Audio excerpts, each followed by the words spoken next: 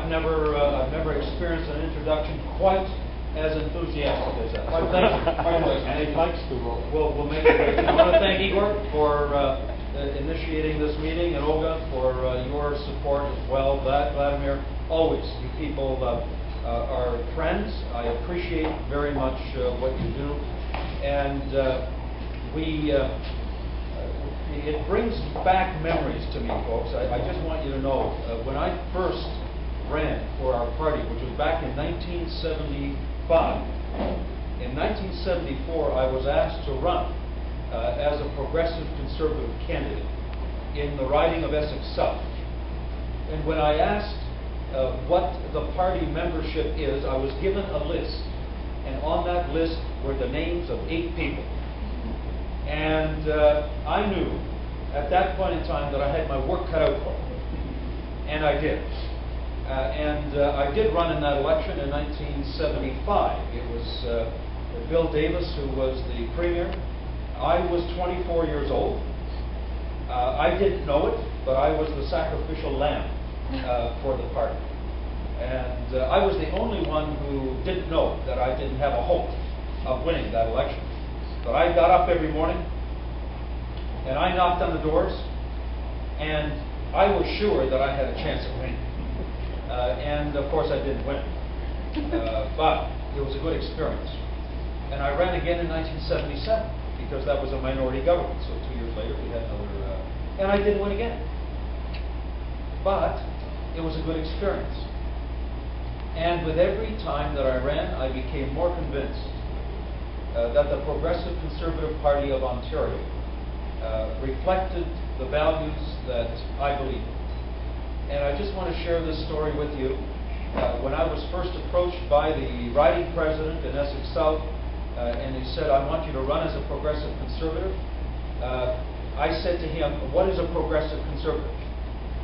And he kind of smiled at me, and he explained it this way. And I tell this story often. And I enjoy telling it because it goes to the very heart of why I am a progressive conservative. And Jake Dirksen explained it to me this way. He said, "Frank, a progressive conservative is someone who believes in fiscal responsibility. That if you have the ability to work and earn an income and look after your family, you have a responsibility to do that.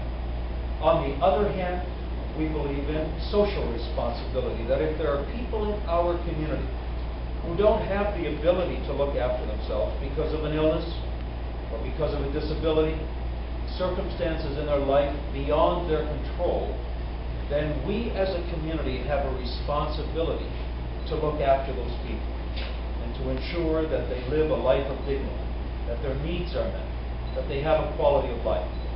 And he said to me, that is what a progressive conservative believes. Fiscal and social responsibility combined, and that is the value. Those are the principles that we believe. I looked at Jake that day and I said, if that's what you believe, then I'm a progressive conservative. You see, because I was raised with those values. I was 5 years old when we came to this country. I'm an immigrant.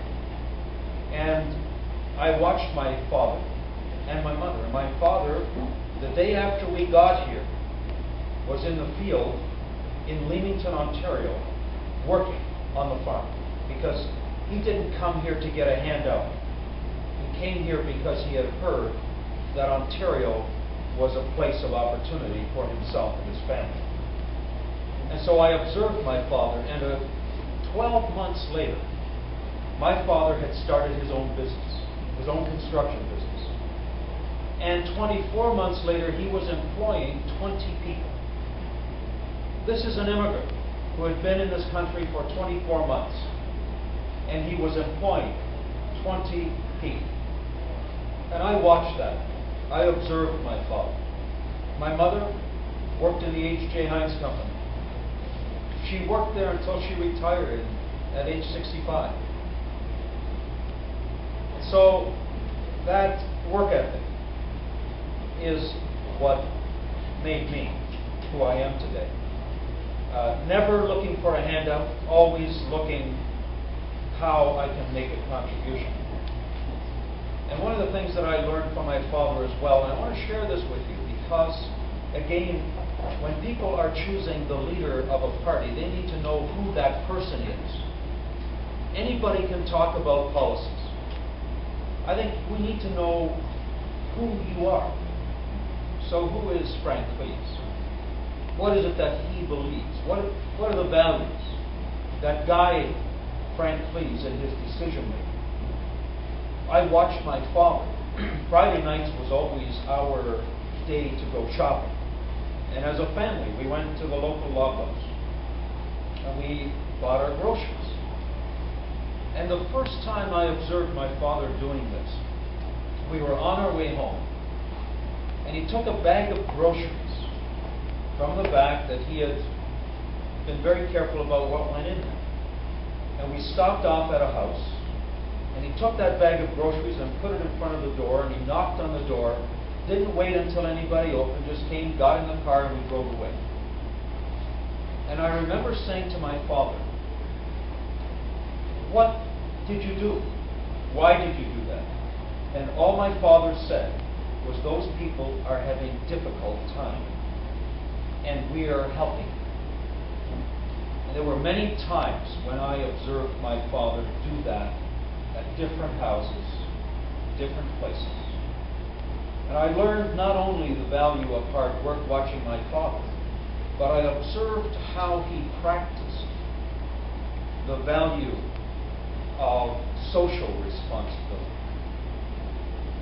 My friends, those are the values that identify me. And those are the values that I want to bring to the forefront as leader of our party. Those are the values that define my political party, and we want to develop policies based on those principles and values.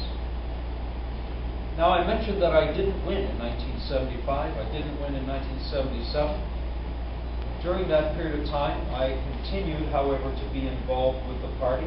I have held probably every position available in our party at the grassroots level, whether at the local level or at the provincial party level, over a period of 35 years. And so I know our party. I understand it. And my party understands me, and they know who I am. And one of the legacies that I have left for our party, reference was made during the introduction to the policy advisory councils, the policy development process. In 1991, I went to the annual general meeting of our party, and I introduced a constitutional amendment that would entrench in our Constitution as a party how our party develops policy. It's there today in the Constitution. And it requires that policy that is developed by our party is developed by the grassroots members. That it's not the leader of the party who dictates what the policy is. It's through consultation with the membership of our party that we develop our policy, and that is vetted and brought up and approved by the party.